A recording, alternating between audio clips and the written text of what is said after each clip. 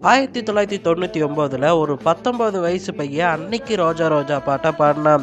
ஆனா அந்த பையனுக்கு தெரியாது இவன் பாடின இந்த வீடியோவானது 26 வருஷம் கழிச்சு ஹிட் ஆகும்னு சொல்லிட்டு. பாடகர் சத்யன் 1999 ரோஜா ரோஜா பாடலை ஒரு ஆர்கெஸ்ட்ரால பாடுறாரு. ஆனா அந்த வீடியோ இப்போ சோசியல் மீடியால வைரலாகி இவரை இன்னைக்கு ஃபேமஸ் ஆகியிருக்கு. நிறைய பேர் யாரடா இந்த பையன், இப்போ என்ன இந்த பையன் பண்ணிட்டு இருக்கா அப்படின்னு சொல்லிட்டு தேட ஆரம்பிச்சிருக்காங்க. அப்படிதான் சத்யனும் நம்மளுக்கு கிடைச்சிருக்காரு. ஆனால் பல வருஷங்களாக இசை மூலமாக நம்ம கூட பயணம் செஞ்சுக்கிட்டே வந்திருக்காரு சத்யன். அப்படிங்கிறது தான் சோகமான விஷயம்.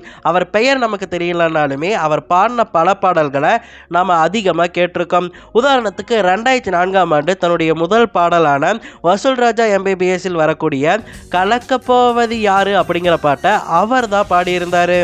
அதுக்கப்புறம் யுவன் சங்கர் ராஜா இசையில் நிறைய பாடல்களில் முன்னணி பாடகராகவும் கோரஸ் சிங்கராகவும் அதிக பாடல்கள் பாடியிருக்காரு.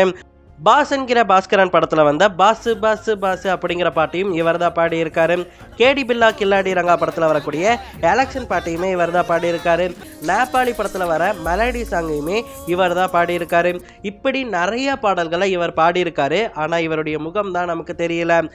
சத்யன் நிறைய கான்சர்ட்டில் போய் பாடியிருக்காரு, நிறைய நிகழ்ச்சிகளில் போய் பாடியிருக்காராமாம். ஆனால் நிறைய தடவை என்ன சொல்லியிருக்காருன்னா, உங்கள் பாடல்கள் சூப்பராக இருக்குது, உங்கள் வாய்ஸ் சூப்பராக இருக்குது, இருந்தாலுமே இப்போ இருக்கக்கூடிய ஜெனரேஷனில் ஃபேமஸாக இருந்தால் மட்டும்தான் ஒருத்தரை கூப்பிட்டு பாட வைக்க முடியும், ஃபேமஸ் ஆகிறதுக்கு கொஞ்சம் ட்ரை பண்ணுங்களேன் அப்படின்னு சொல்லிட்டு சத்யன் கிட்டேயே நிறைய பேர் சொல்லியிருக்காங்களாமா.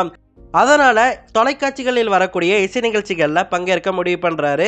ஆனால் இவர் ஆல்ரெடி சினிமா பாடகராக இருந்ததால் இவரை ஒரு கண்டஸ்டண்ட்டாக அவங்க எடுத்துக்கலாம்.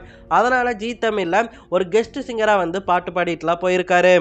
இப்படி மெனக்கெட்டு பல முயற்சிகள் அவர் பண்ணியிருந்தாலுமே எப்போ ஒரு தடவை காதலை எண்ணி ஏக்கத்துடன் அவருடைய தலைமுடி பறக்க பறக்க கண்களில் ஏக்கத்தோடு அவர் பாடிய ஒரு பாடலானது இப்போ வைரலாகி அவர் நினச்ச மாதிரியே ஃபேமஸ் ஆக்கி விட்டுருக்கு.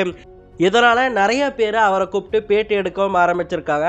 அவர் ஆசைப்பட்ட புகழ் வெளிச்சமானது இப்போ அவருக்கு கிடைக்க ஸ்டார்ட் பண்ணியிருக்கு. இப்படி தாங்க சோசியல் மீடியா இயங்கணும்.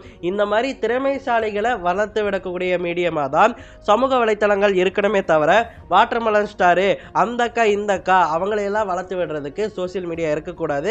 அவங்களையெல்லாம் நம்ம பார்க்குறத விட்டுட்டு இந்த மாதிரியான கலைஞர்களை பார்த்து அவங்கள வந்து ப்ரமோட் பண்ணுவோம். அதுதான் நம்ம சமுதாயத்திற்கு ரொம்ப நல்லது.